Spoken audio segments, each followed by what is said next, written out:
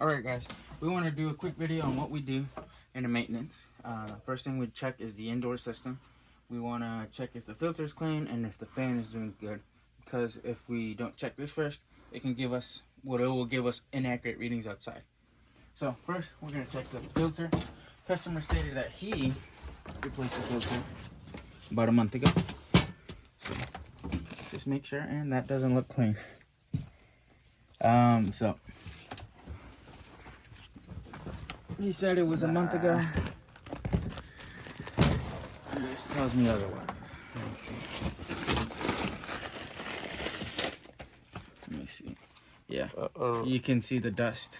Or maybe they burn candles. Yeah, and then the blackness is the candle smoke.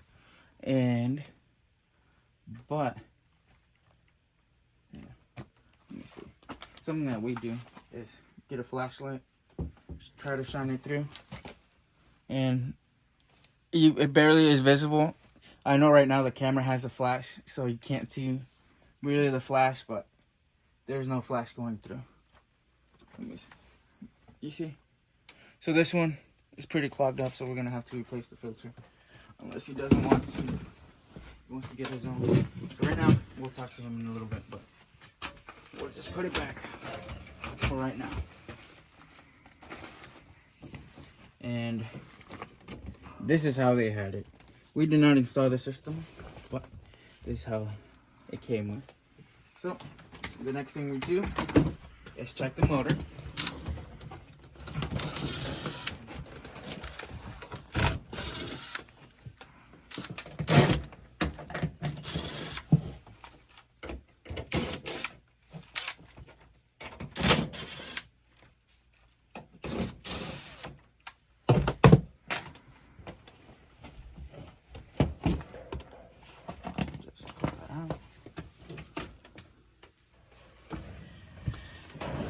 Alright, so from the looks of it, it's a ECM motor, 16 pin.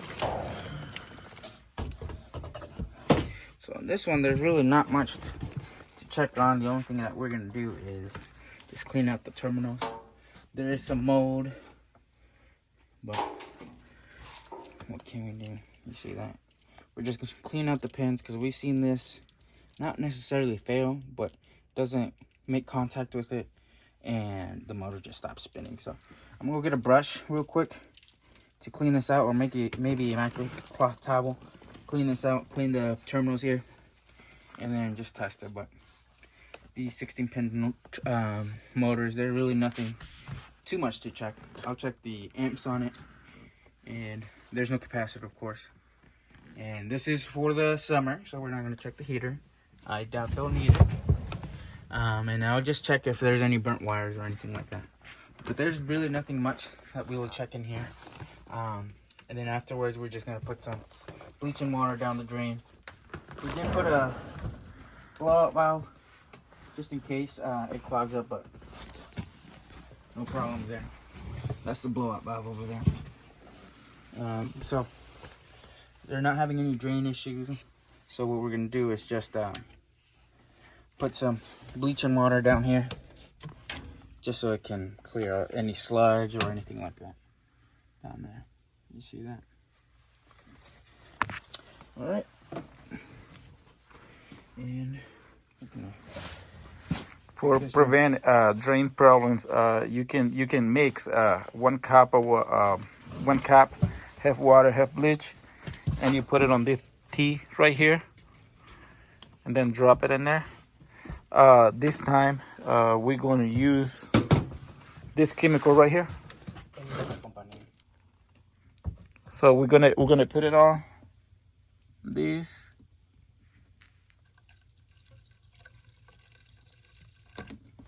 and that way that's gonna keep your drain from clogging up in the future. But the easy way it is if you do it with bleaching water. That's it. You can do that way.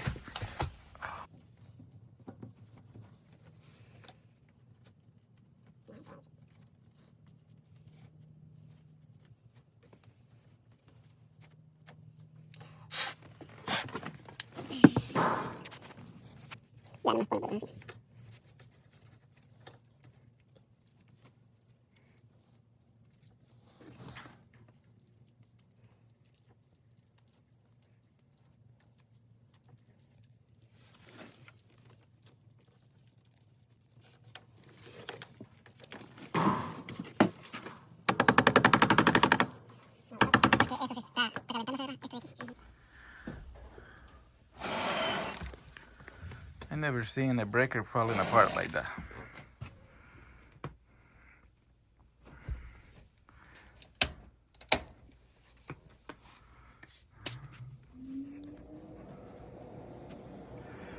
Okay, and that's pretty much what we checking on the inside unit. Like I say, there's not much we can see it on this unit because it's a variable speed motor. This motor normally, when when it's bad, it's not gonna blow. It's gonna make it turn back and forth, and that's it. That's the way to know that that motor is not gonna work. And then we're gonna go outside and see what else we can check over there. Okay. All right. One quick thing to add is that we need to check the motor bearings just to see if there's any movement at all. And we're checking up and down. Do you hear that?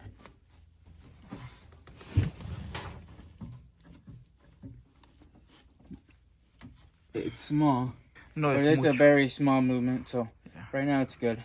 This unit is on the older side. Let me check. It's 2010. So Diesel DA? no, this is FX. I'm just looking at the serial number. If you weren't aware, it's the first 2 digits on these Goodman systems. 2010.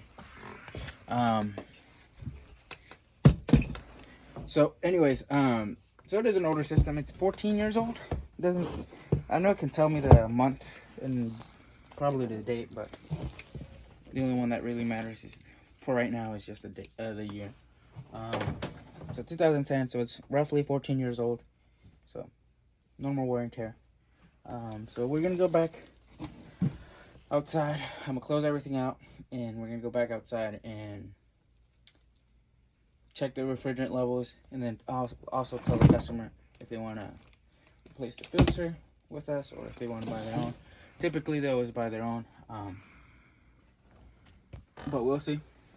We just got to put everything back how it was. And for anybody who wants to get like cheap filters online, yeah, I mean, we recommended everybody to do that. It doesn't matter if it is my customer or not.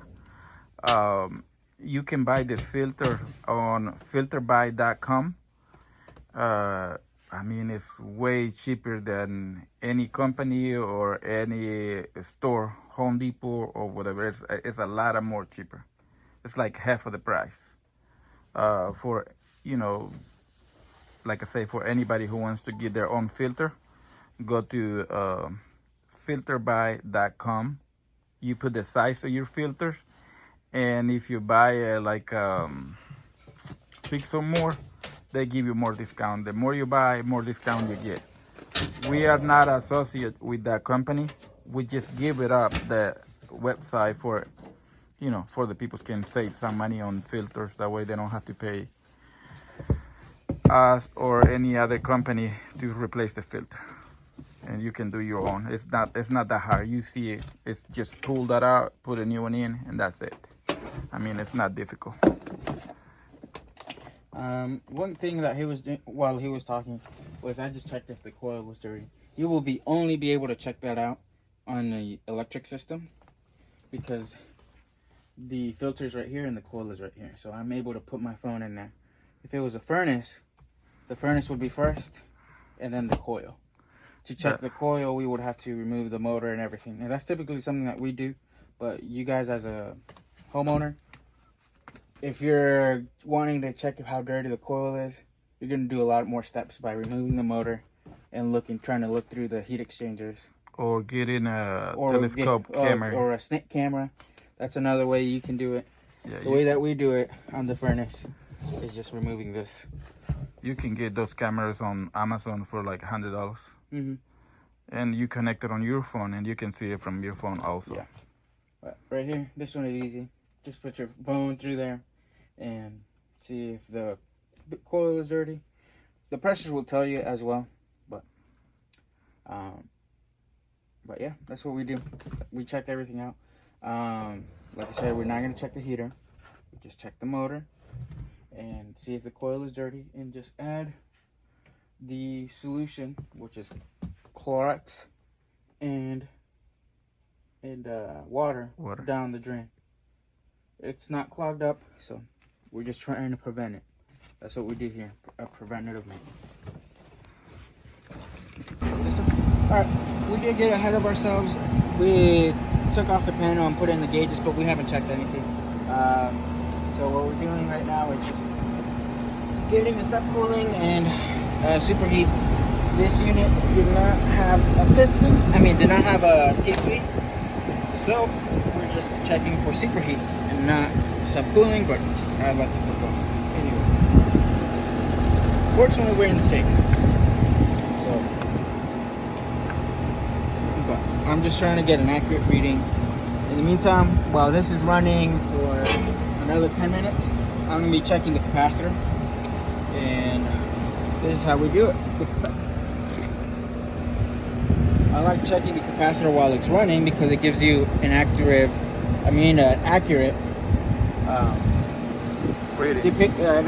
reading while it's running. So, and I'll show you guys how. So you're gonna use the calculator. So let's go ahead. You're gonna use this number always. I'm not really sure why it's this number. I just know that it is this number. So you gotta remember 2652. And what you're gonna first do is read the amps. Nothing good aquí? No. No tengo la imagen. So what we're gonna do first is read the amps. So this yellow wire is the Herm for the capacitor. So we're gonna read the amps, and it's 9.69 or 9.7. So I'm just gonna put 9.7, make it a little bit easier. So you're gonna multiply that by 9.7. All right, you get that big number, and then afterwards you're going to divide that by the voltage between the common and the Herm. So let's go ahead and put this one here, and you're going to put, well, it doesn't matter which one. What we're doing is just putting the common and the Herm and see what is the voltage. And the voltage right now is reading 360, almost flat, and it does have variables. That's fine. Let me just make sure I get a solid reading. There we go. It's on there stable. 360. Like I said, it can fluctuate. 360. So let's go ahead and divide that by 360. You see that big number? We're dividing it by 360, and it's giving me 71.45. So, and this one is a 70. See? So right now it's telling me it's good. But you're going to be saying, well, it's a little bit more than what it's supposed to be.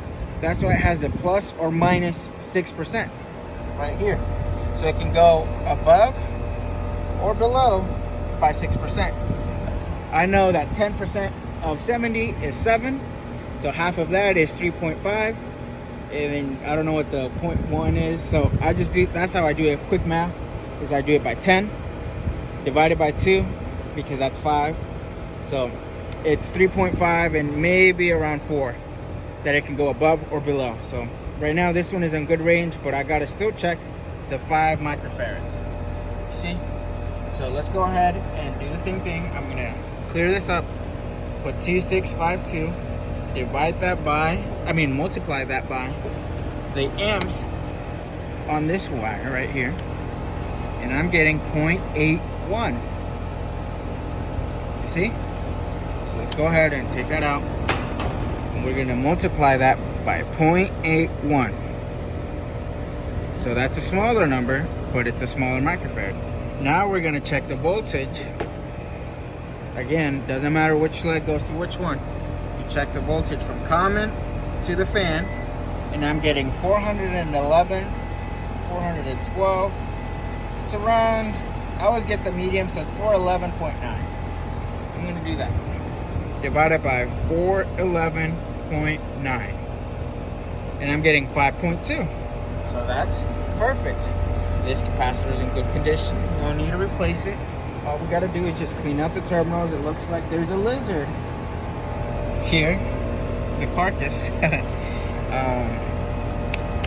But we're just gonna clear it out and clean it out with a brush. And we're gonna check the motor amps and the motor bearings.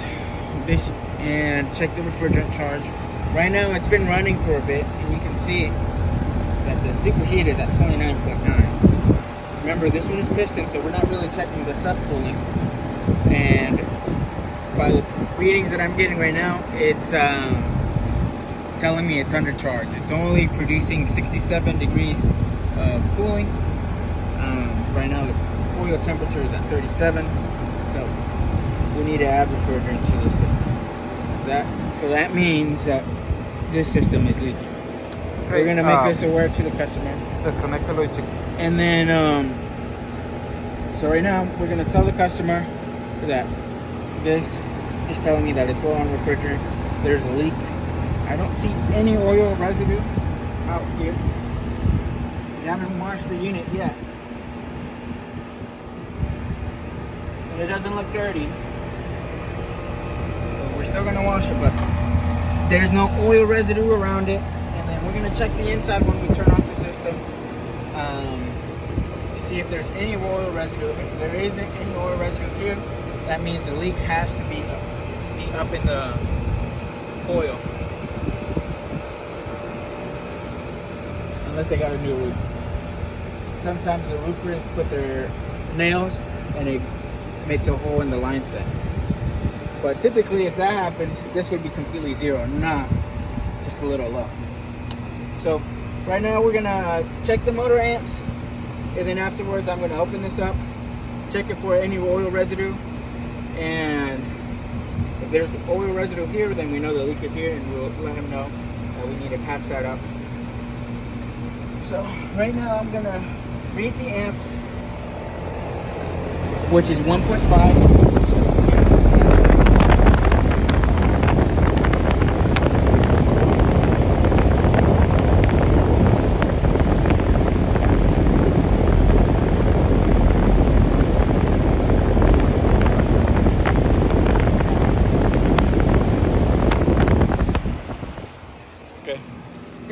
So I'm gonna check the amps on the motor by doing this.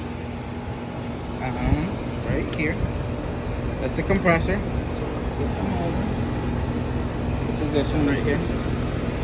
So it's at 1.45. So it's still within range.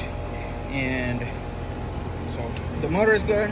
We're still gonna open this up to do the cleaning, and we're gonna check the motor bearings, and then afterwards we're gonna check the contactor, and then we're also gonna check the locked rotor amps.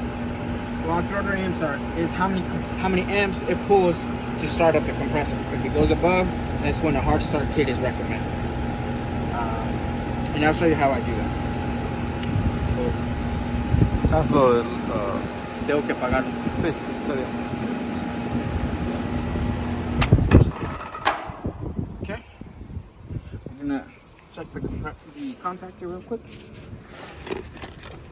So the contactor typically doesn't need to be replaced unless it has a short, but we still check for it. What we're checking is that we get 10 ohms of resistance. If it goes below that, it means it needs to be replaced, and if it goes above that, it means it's good. Anything above 10 is good. Remove the 24 volt coming in, that way you don't risk it, touching this one to the ground and then shoot it up and blow up the fuse. So you remove the 24 volt from the thermostat, and We're gonna remove this one, and then the common. Without the common, it won't make the full thing. But let me put a cap. We could have just probably taken off the common wire, because that won't complete the circuit, but we're fine. Let's go ahead and remove these, just carefully still.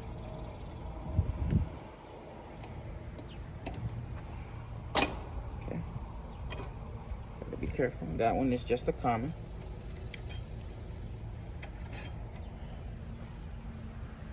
This one is the one that's giving me power. So let's take that one out.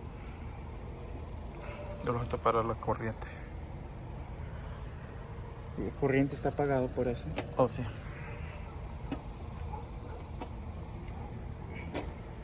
Okay, there we go. Quita los cables.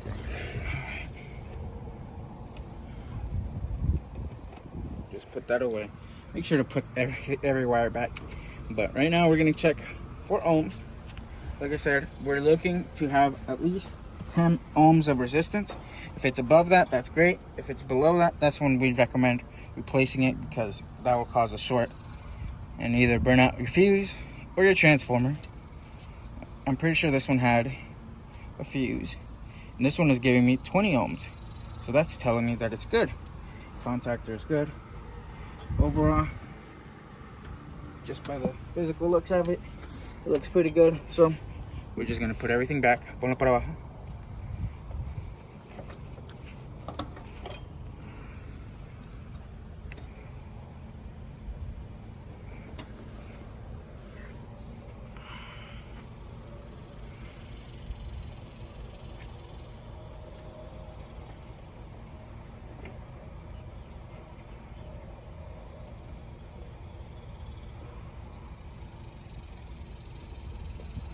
There we go. Let me put it back in, and let's go ahead and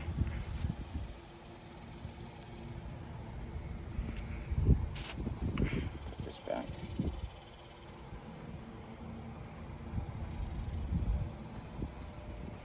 You might hear the big swooshing sound. That's just the reversing valve engaging.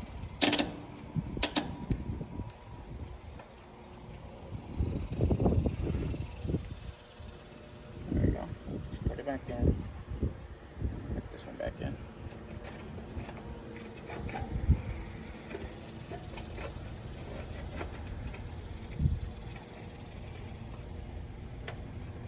All right, let's go ahead and put everything back. And I guess I'll check the locked rotor amps real quick before removing all of this. So like I said, locked rotor amps is how many amps it pulls to start up the compressor. To check it, you go here. You see, you go to inrush. Dale otra vez. So you go right there, and then you press where it shows 8 on your amps. Yeah, like the 8 for amps on your meter, and then you press on the side Where it says that's when inrush. it shows line. Inrush. So, and then you put that in here. We're not pressing the contactor, so and it will start up immediately. Para que se vea. Okay, before we start, let me show you what is the max locked rotor amp. So right here, the max that it should pull is 134. Not sure if the camera can read that. Let me see.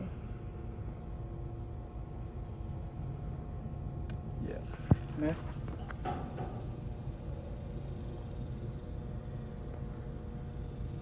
You see LRA? That's what we're reading right there. So let's go ahead and 134. So you want to make sure when you're reading it, it has to be off. Let it off for a couple minutes, and then you're gonna start reading it. So we're gonna put it in. You hear it? And right now it's pulling 156. So that means that the compressor is pulling 156 amps to start up. So to reduce that, we recommend putting a hard start kit. We're gonna let the customer know. That way, we can do that. The reason why you want to lower the locked rotor amps is to extend the life of the compressor. The compressor needs to not work as hard to start up, or else it'll just break down. So, right now, the only issues that we found with this unit so far is just low on refrigerant, and LRA locked rotor amps are high. We also So what we're gonna do right now is just remove this, clean this out, see if there's any oil residue in here to see if there's a leak, and then if we don't find the leak is gonna be up there. And most likely, right here is never getting leaks. Most of the time, it's on the inside coil. So I'm pretty sure that this one is not gonna have no leak. It's gonna be inside. So we're gonna look for any oil residue. Come on, residue, and then we're gonna stop the video right here. We don't want to make it too long. We're gonna add in some more Freon because it's gonna need it. Maybe like a 1 pound or less. We have the scale, whatever. So we got the scale to we can see how much they're gonna pay for it. So we're gonna finish this video for now. We're gonna say, like I said, we're gonna continue, but we don't want to make this video too long. That's it. I'll take pictures if we find any oil residue there. If there's no pictures, then there's no oil residue. But like I said, it's something that we do with the maintenance. We always clean this out, and we clean it out by taking this one off and just rinsing it out. If it needs a deep clean, that's when we take it completely all out and clean it there. But part of the maintenance, we just clean it from inside out. Okay. All right.